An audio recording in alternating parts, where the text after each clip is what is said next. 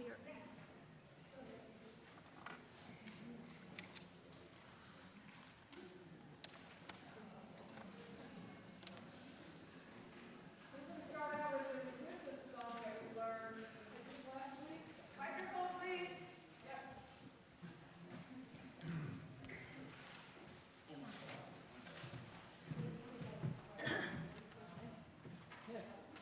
Stephen's going to play the refrain for...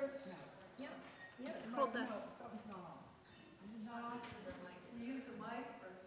Hold on a minute. Is it turned on? It was on. Did you push the button again? No, I didn't touch anything. Hello. There we go. Up close. Stephen's going to play the refrain. Let's see, are the words up here? We do need to have the words up here. Words. She's working on it. Hold the microphone to your mouth. Words. She's working on it. There they are. Okay. All right. Hold it close. So Stephen's going to play through the refrain one time.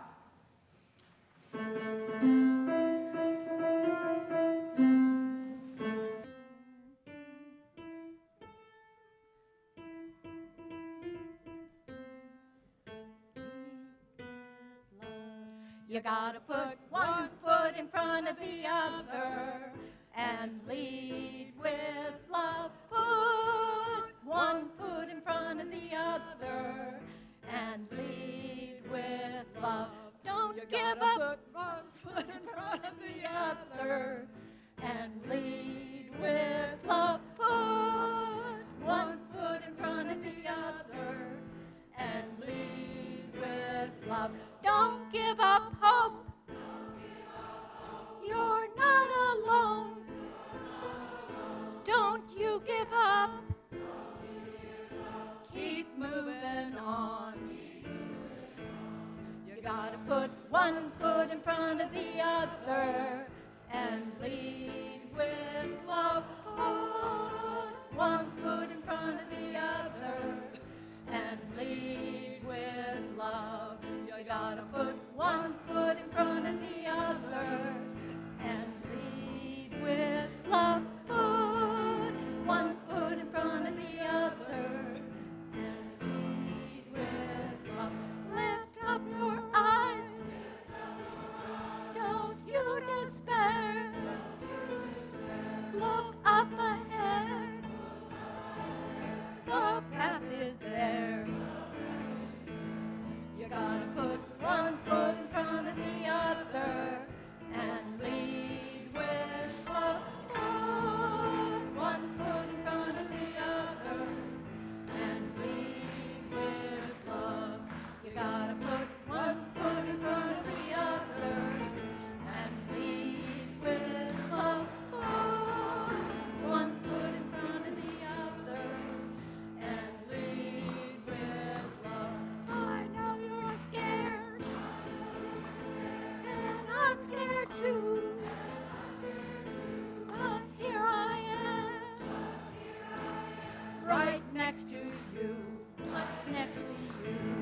You gotta put one foot in front of the other and lead with love. Put one foot in front of the other and lead with love.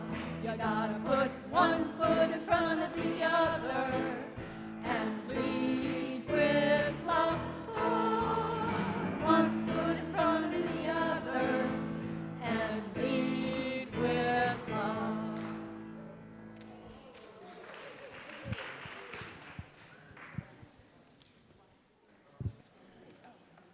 I don't have an announcement. Just Pete Asman has an announcement. I need to come up. Good morning. The announcements are in your order of service, and Pete Asman has another announcement.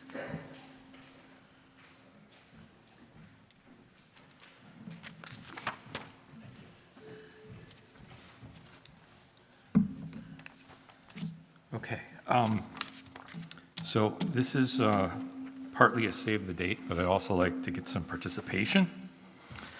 So how many of you know what month is Pride Month? Raise your hand. Okay, good. So Pride Month is June, and so in the middle of your,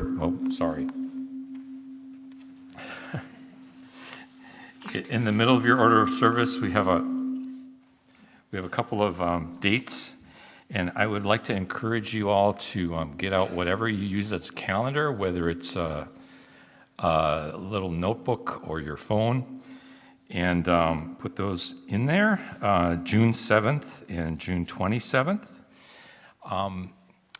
So if you haven't been to Pride, this is it's a combination of a festival and a safe space and a giant party. And it is for everybody who values people that are LGBTQ+. And so the UUs in the area from all 6 congregations are going to have an opportunity to be at a booth and to connect with people that come to the booth and say, we see you, you're valuable, we love you, and we have supportive communities that you're welcome at. One thing that didn't make it into the announcement in your order of service is that the Northern Kentucky Pride event, we're going to be also participating in a parade this year. So if you want to be in that parade vehicle or be marching, you can do that too.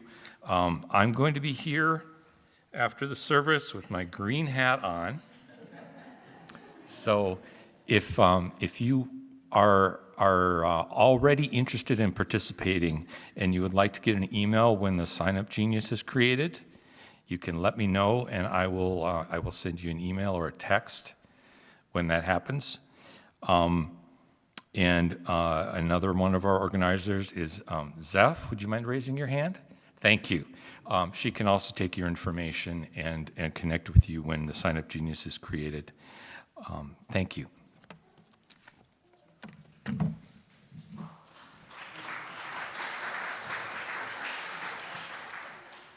Are there any other announcements? Hearing none, may the service begin.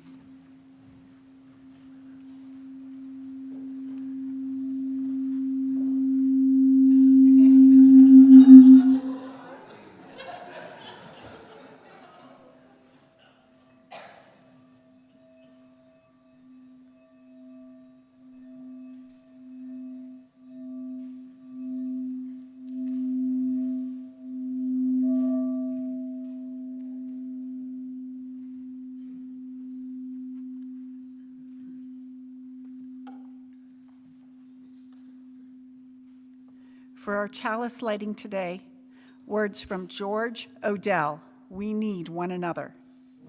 We need one another when we mourn and would be comforted. We need one another when we are in trouble and afraid. We need one another when we would accomplish some great purpose and cannot do it alone. We need one another in an hour of success when we look for someone to share our triumphs.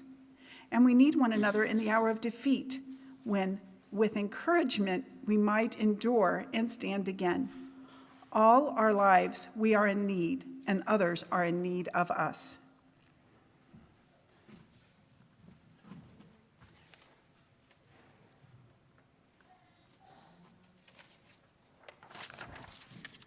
Welcome. I'm Edie Holder, and I do lots of things around this church. Each Sunday, we gather in community to seek truth, learn about love, and care for one another.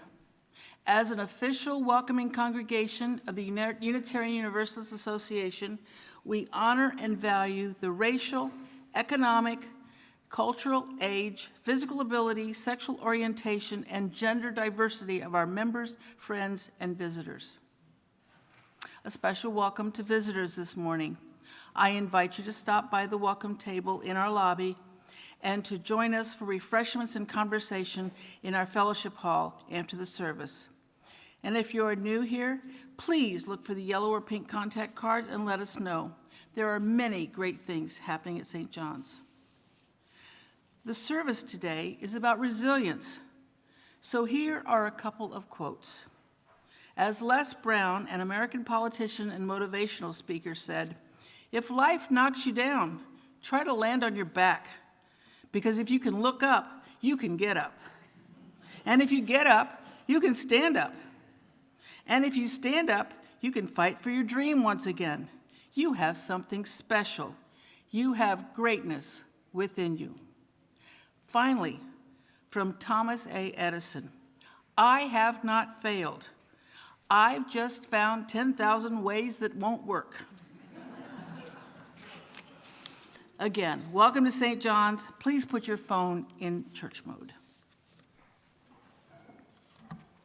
And our hymn will be number 1021, "Lean on Me." Affirmation. Oh, affirmation. Well, let's say the affirmation. This is the mission of our faith, to teach the fragile art of hospitality, to witness the mind and the generous heart, to prove to know necessity need not mean divisiveness, and to witness to all that we have hold the whole world in our hands. And now a hymn. Kathy will lead us.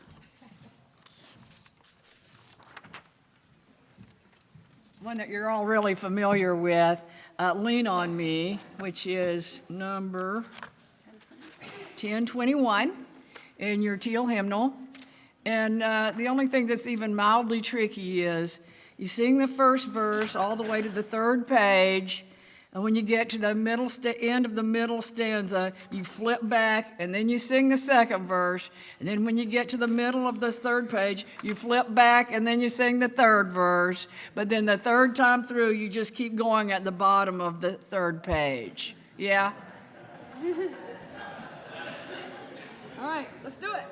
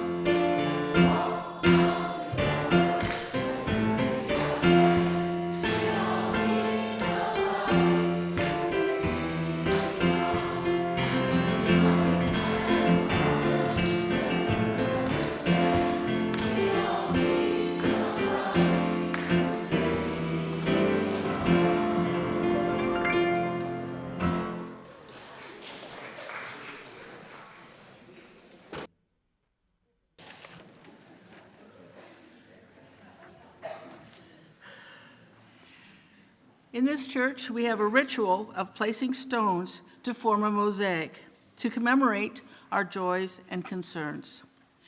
This is a time to contemplate both the things that are going well and those that aren't, whether or not you place a stone. If you want your joy or concern read aloud, please leave a note at the table. And at the end, a stone will be placed for all those joys and concerns that remain in your heart.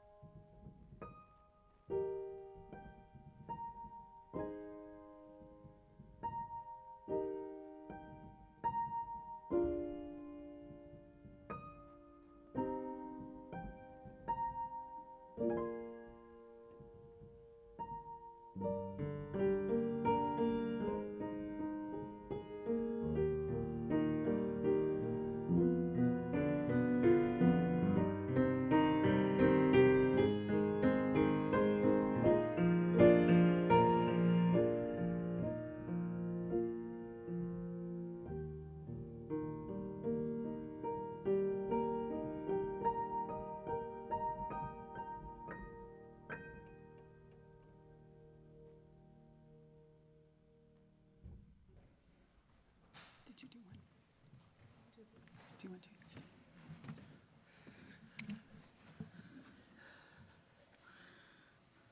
I'm going to start with the first joy. Friday was spring. Spring is here, and we got warm weather coming. Okay, from Tony Potocnik, sorrow for 70,000 people in ICE concentration camps. And a joy, No King's Day is this Saturday coming up. From Tracy and Laura Hillerich, both a joy and a concern.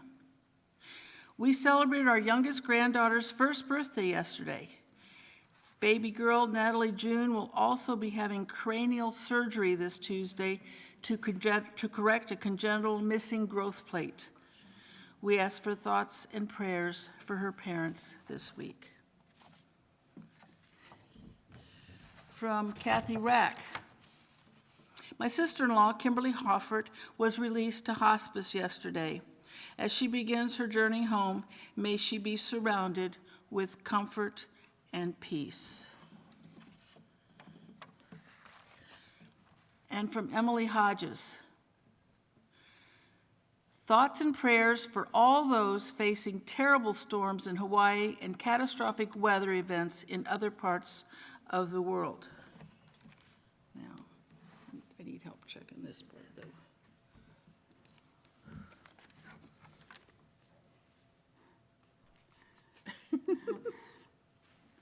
Is it on? We don't know how to bring this. I don't know if there's anything. Well, I don't know how to. Sorry, we don't know how to turn this on. Is there a? Swipe up. I do. That'll work. Technology is so great. The bottom two. From Joetta? From Joetta. And Lynne. So we have something from Joetta Pro. My joy this morning is that the Meet the Moment with Nonviolence workshop yesterday inspired UUs to take action for social justice. And Lynn O'Brien reads, it is a personal joy to see Mary Lynn ready to speak this morning. My heart rejoices. She is the essence of continuing growth. There you go. Maybe it was good I flipped a coin and wanted to read these things to you.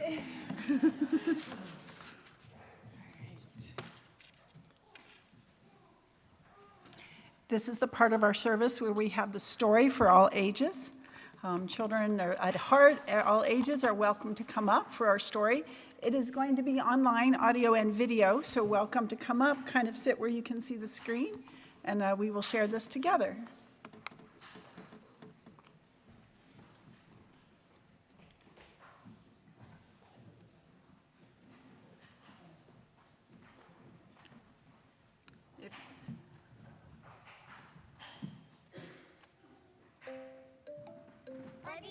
Story time.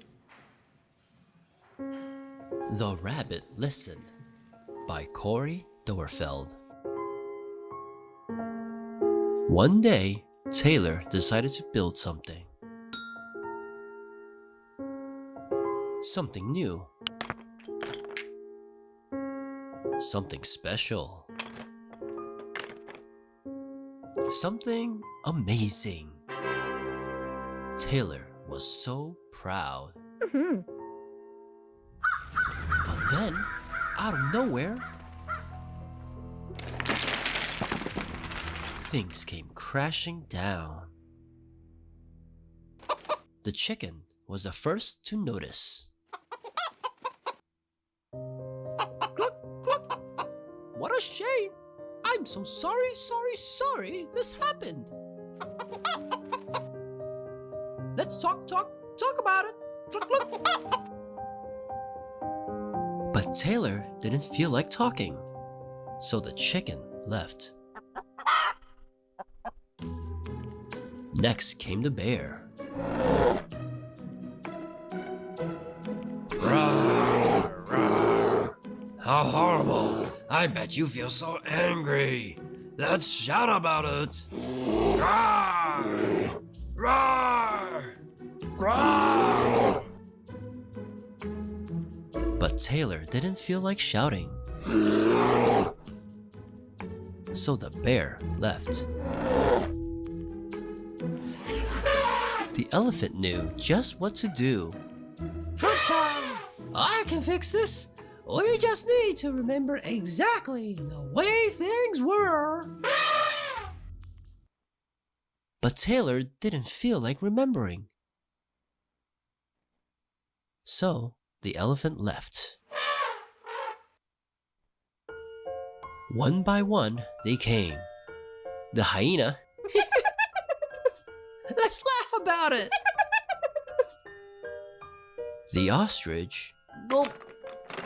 Let's hide and pretend nothing happened. The kangaroo. What a mess. Let's throw it all away. And the snake. Shh. Let's go knock down someone else's. But Taylor didn't feel like doing anything with anybody. So eventually, they all left. Until Taylor was alone. In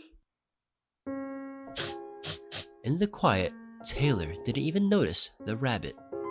But it moved closer and closer. Until Taylor could feel its warm body. Together, they sat in silence until Taylor said, Please stay with me. The rabbit listened. The rabbit listened as Taylor talked. The rabbit listened as Taylor shouted.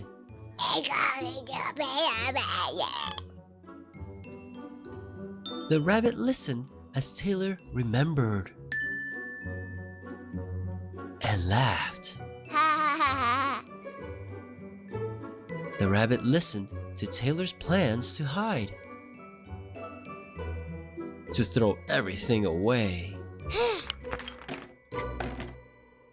To ruin things for someone else.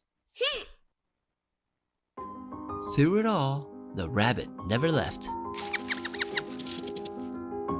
And when the time was right, the rabbit listened to Taylor's plan to build again. I can't wait. Taylor said. It's going to be amazing. The end. Please subscribe.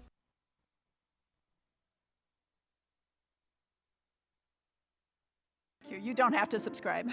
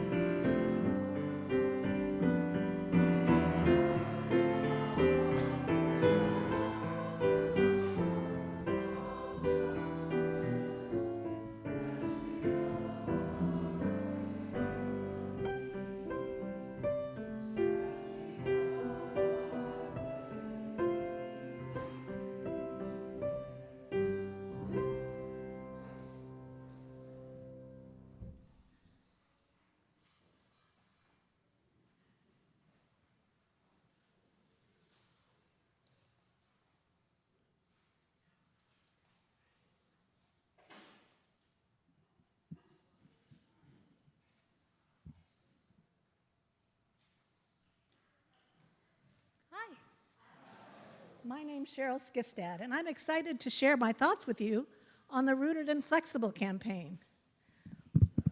While Charles shared his experiences of real forests, my feelings of being rooted come more directly from the sense of community at church.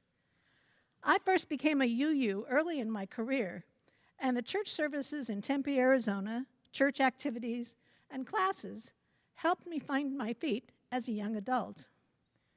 When we moved to Chicago and then Cincinnati, finding a church helped me find like-minded people and ultimately make our new town, a new home with roots in the community and the church. Here at St. John's, church services inspire me. Singing in the choir feeds me, and lunches and dinners provide opportunities to get to know you better. Being flexible is something that has come with my MS diagnosis, and you here at St. John's help me to be flexible.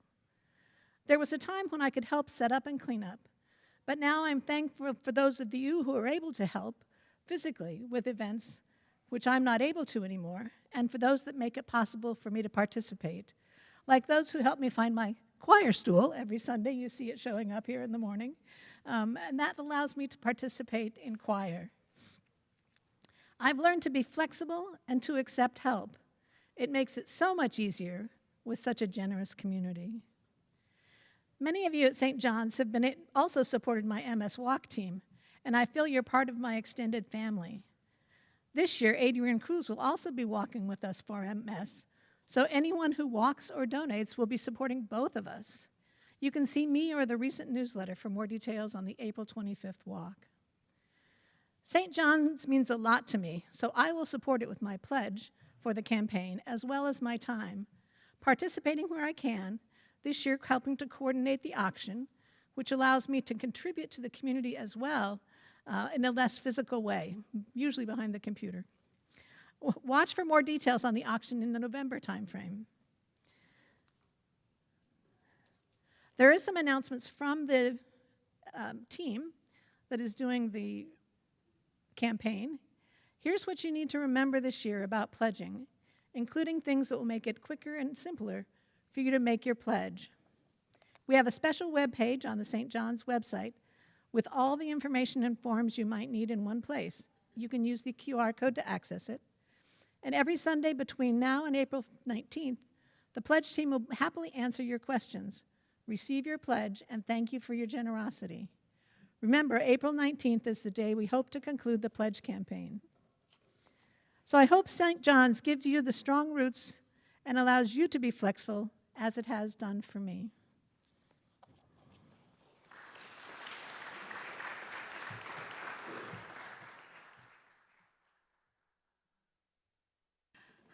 Thank you, Cheryl. This is the part of the service where we accept your offering. And as always, this is not just a stale habit. It's not to check something off. It's a representation of our commitment, our community, our participation, and our love for one another. So please give as you are willing and able. Thank you.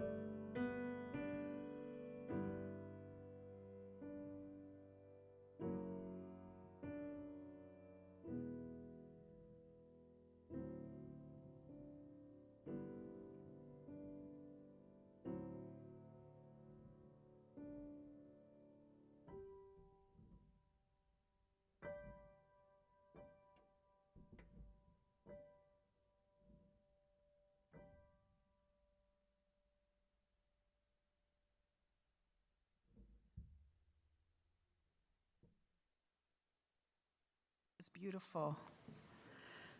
The first reading, The Thing About Resilience by Jadine Lydia. Resilience isn't something you learn. It's something that's etched on your bones through struggles and trials and challenges and triumphs. Resilient you become.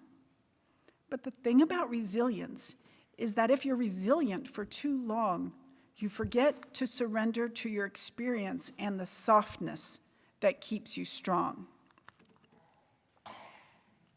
Now we're going to invite the choir up to our anthem.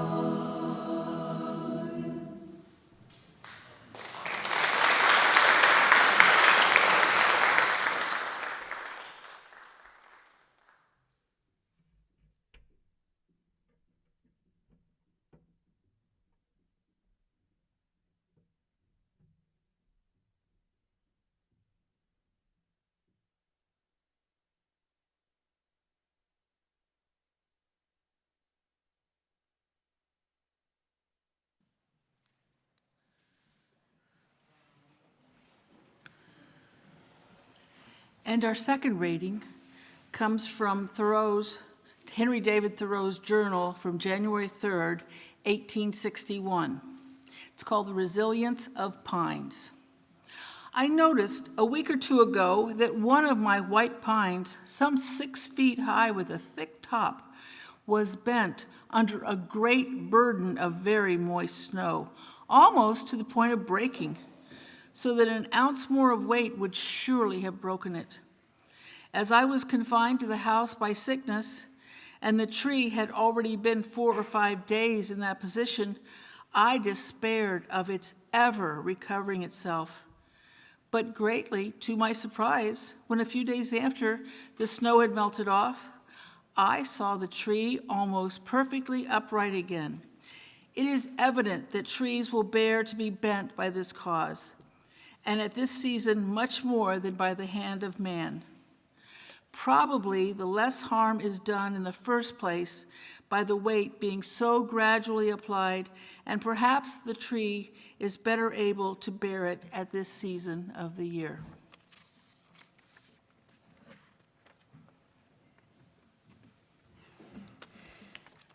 Hello, thank you for the honor of doing this service today. So, resilience. I am an early childhood and special education teacher. In the fields of education and mental health and social services, resilience is a measurable, or at least an accessible, quality. In my field, we are usually talking about children's resilience. We look at what has a negative impact on children's ability to bounce back from setbacks or to recover quickly from difficult experiences. We actually have a checklist. We go through a checklist of ACEs, or adverse childhood experiences. And these are things that happened that undermine the ability to bounce back or move forward, that might leave someone struggling with problem solving and regulation. We assess factors like living in poverty, a disability, housing insecurity, or witnessing or experiencing violence. Those would be some adverse childhood experiences. We also look at protective factors. What keeps those adverse experiences from preventing a child's growth and development? What helps a person maintain resilience and hope and the ability to make effective choices and stay emotionally regulated and connected, even in the face of hostile circumstances? And one of the most impactful protective factors are safe, supportive, nurturing relationships. One of the things we say in our field is that even in the face of very, very challenging circumstances, if a child has just one adult who is truly consistent and caring and responsive and available to that child, they have a chance to make it. Okay, I don't know about you all. I have had some adverse experiences in my childhood, in my life, now.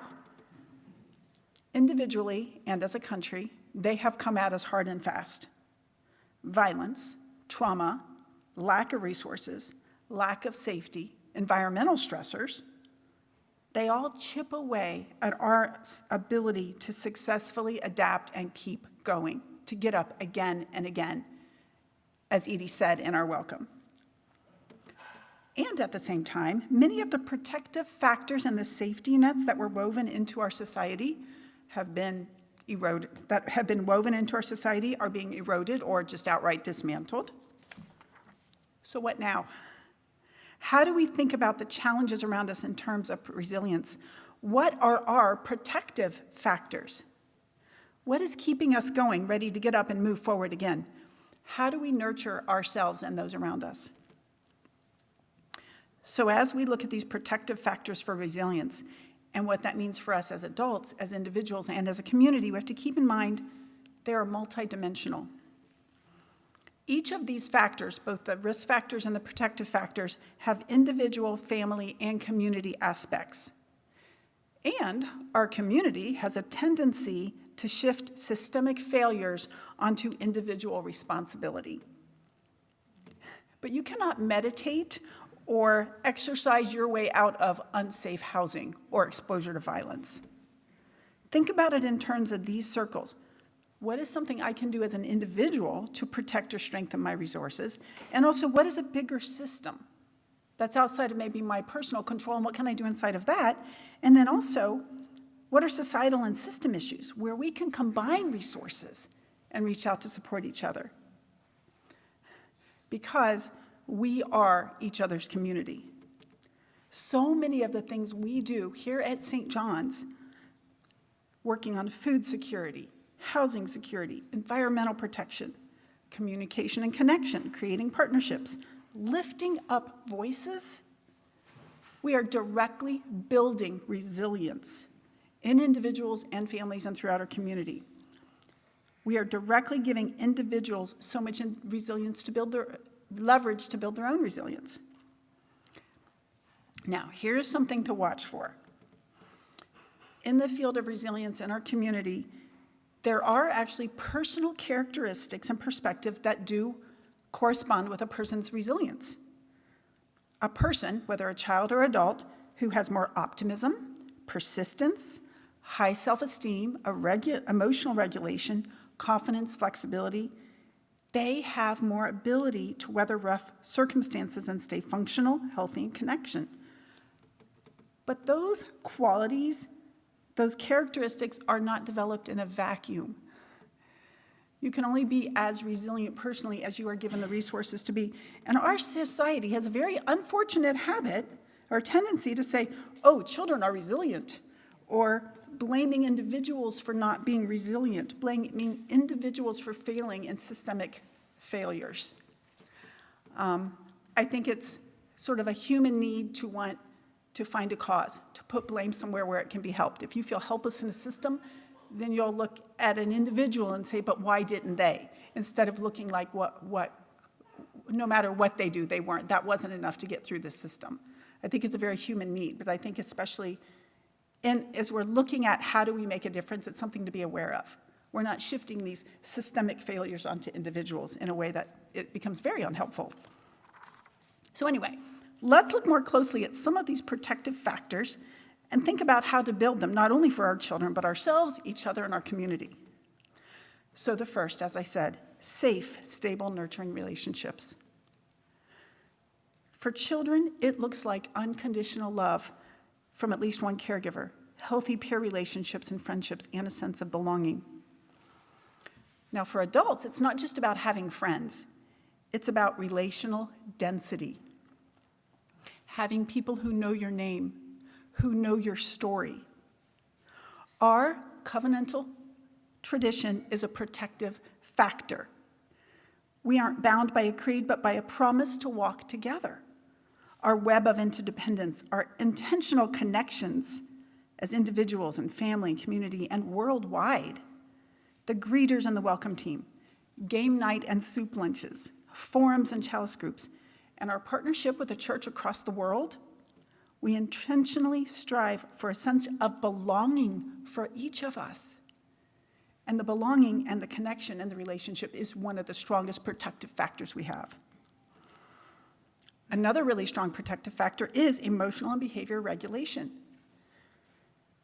For children, this looks like having caregivers that are capable of managing their own stress and of protecting them, and children's own growing and age-appropriate ability to communicate their feelings and cope with challenges and disappointments. Age-appropriate.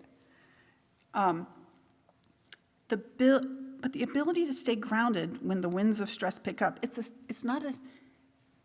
a skill, not a personality trait. You're not born resilient or not. We learn it.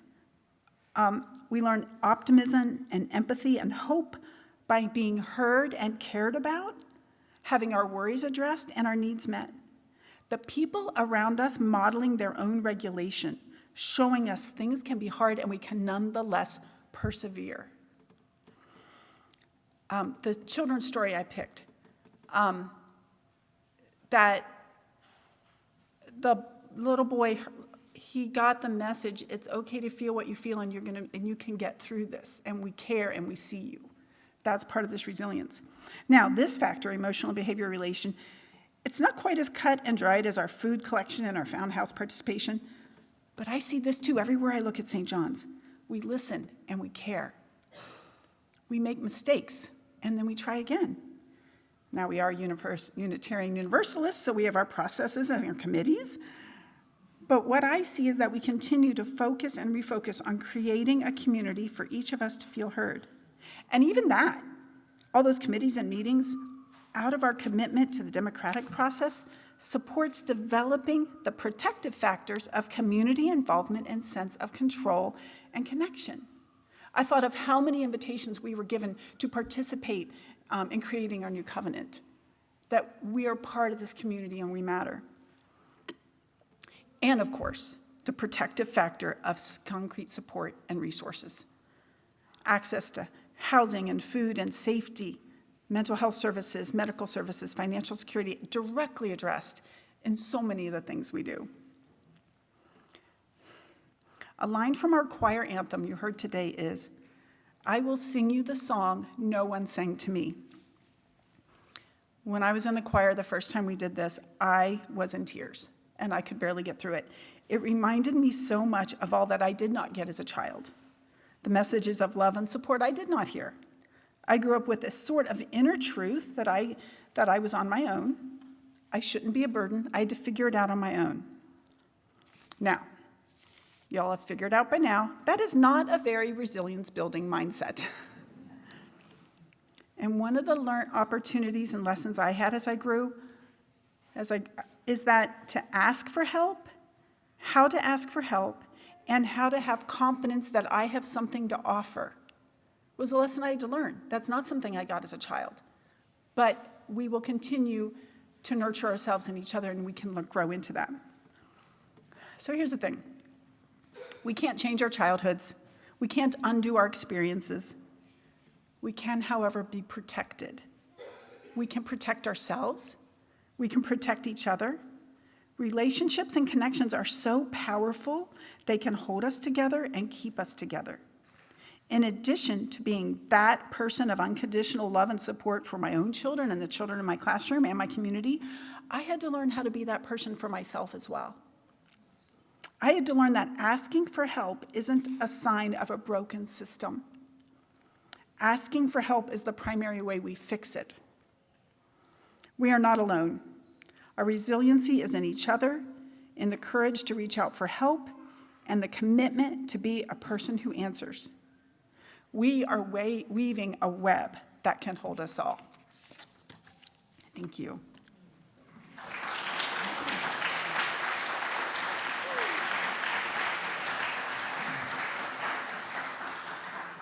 Now is the moment where we greet our neighbor. Again, another moment of building those connections that are so important. Just turn whoever's near you, or if you'd like to find somebody new, and if you'd like a question, the question might be, what's holding you together right now?